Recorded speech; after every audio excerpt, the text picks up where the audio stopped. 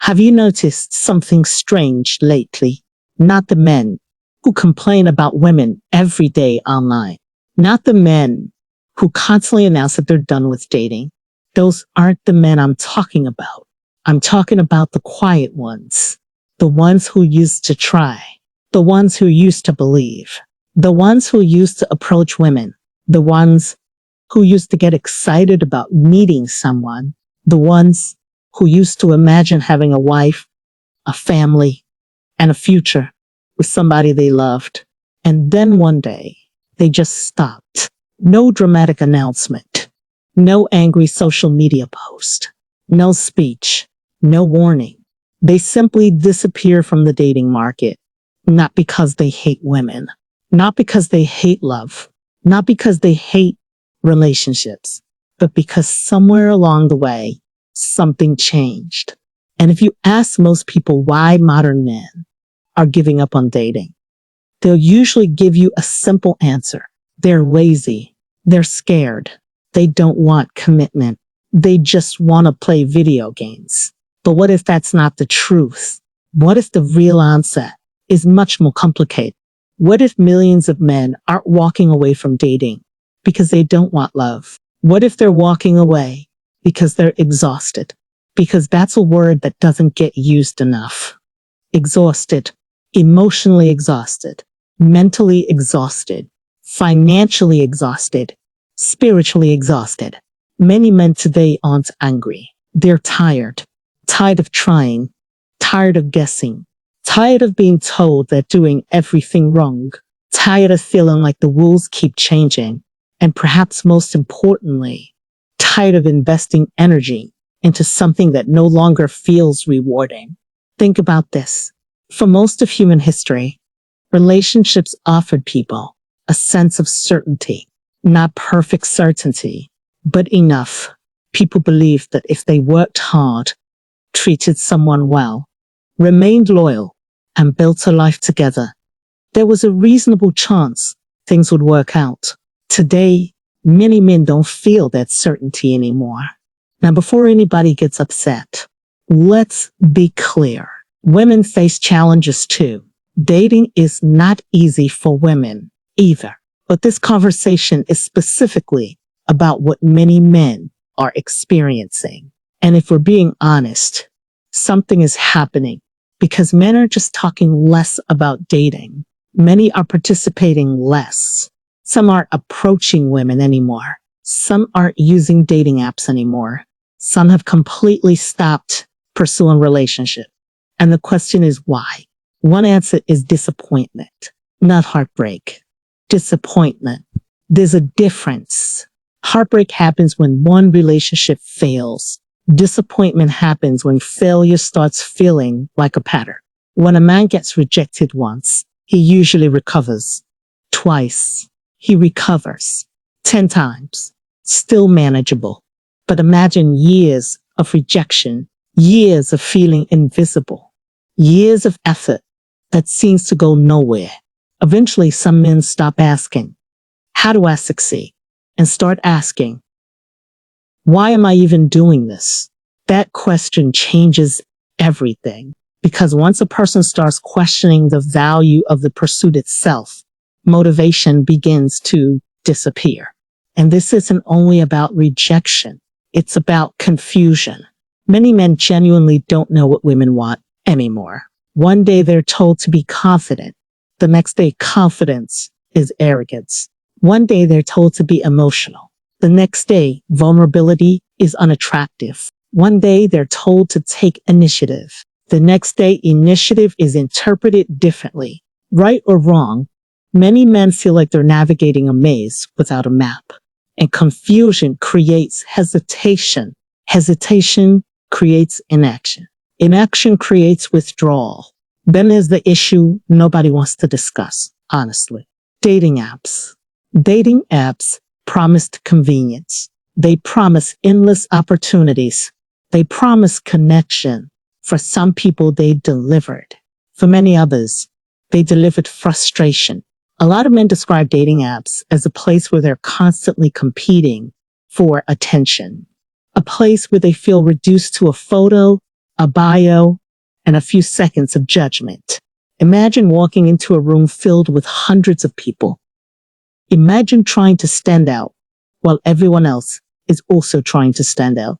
Eventually, some men conclude that the effort isn't worth the reward. And once that feeling develops, dating starts feeling less like romance and more like a job interview, except you're applying for a position that may not even exist.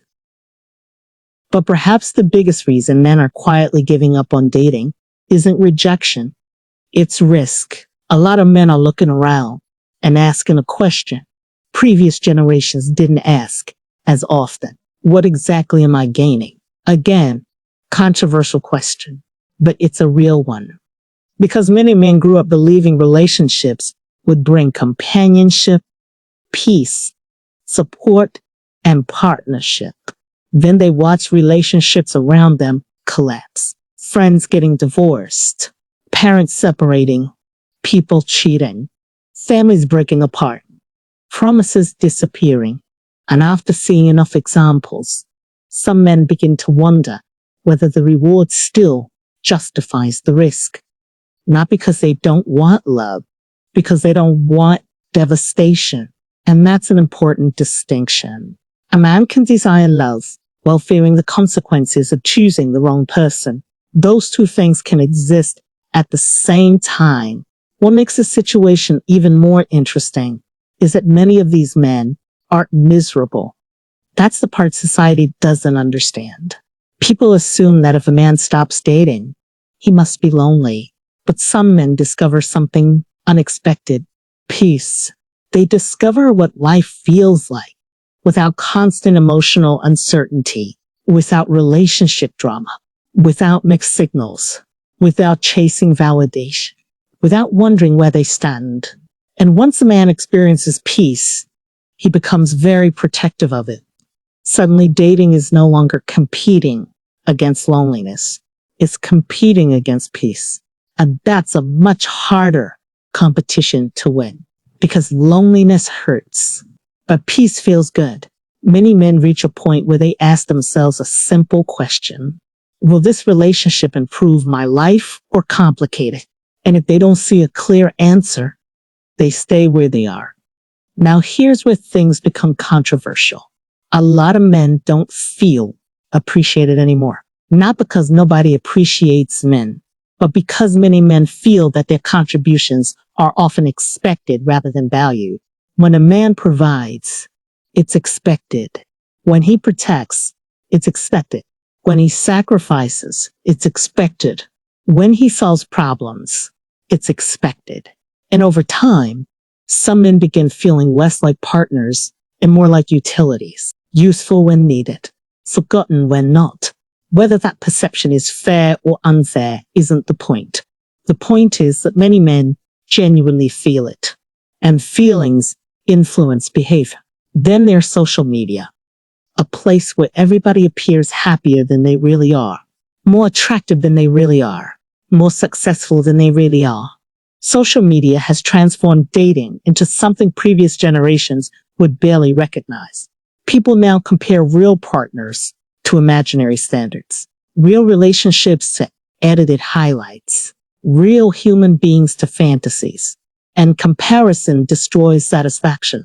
A man who once felt confident can spend 20 minutes online and suddenly feel inadequate, not because he changed, because the environment changed, the standards changed, the expectations changed. Everything became louder, more competitive, more performative, and many men simply checked out. But here's what I think is happening underneath all of this. I don't think most men are giving up on love. I think they're giving up on modern dating. There's a difference, a huge difference. Most men still want connection. Most men still want companionship. Most men still want someone they can trust. Most men still want someone who genuinely cares about them. What they've lost faith in is the process, the endless swiping, the mixed signals, the uncertainty, the games, the feeling that everyone is replaceable, the feeling that loyalty has become optional. The feeling that commitment has become temporary. And honestly, can you really blame them for feeling that way? Look around. How many people today are terrified of vulnerability? How many people keep one foot out the door? How many people want relationship benefits without relationship responsibilities? How many people want commitment from others while refusing to commit themselves? This isn't just a men's issue. It's a cultural issue, but men are responding to it in a particular way. They're withdrawing quietly, without protests, without demands, without attention. They're simply choosing other things. Work, business, fitness, travel, hobbies, friendships, peace. And while some people mock that decision, others understand it completely.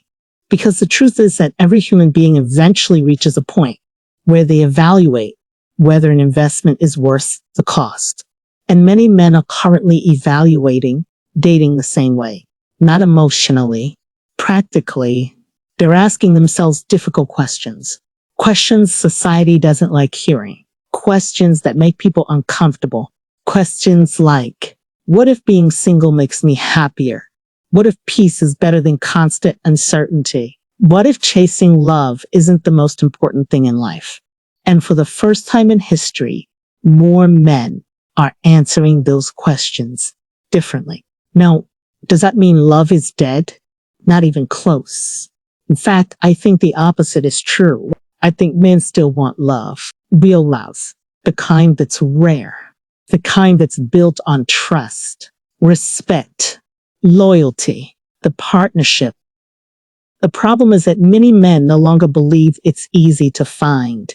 And when something feels rare, people become cautious. They stop chasing recklessly. They become selective. They become patient. Sometimes they become withdrawn. But underneath it all, the desire remains. Because no matter how independent someone becomes, human beings still crave connection. The difference is that modern men are no longer willing to sacrifice peace for the possibility of connection. That calculation has changed. And whether people agree with it or not, it's reshaping the dating world right now. So if you've noticed more men stepping away from dating, if you've noticed fewer men approaching, if you've noticed more men choosing solitude, it may not be because they hate women. It may not be because they're bitter. It may not even be because they're afraid. It may simply be because they've done the math. And rightly or wrongly, they've concluded that the emotional cost is currently higher than the emotional reward. Now the question is, will that trend continue? Or will dating eventually become something worth believing in again? Let me know what you think in the comments. Are modern men giving up on dating? Or are they simply becoming more careful about who they give their time, energy, and hearts to?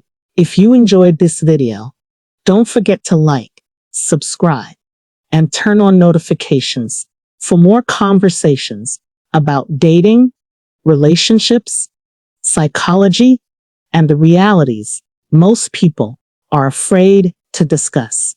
Because sometimes the most controversial conversations are also the most important ones.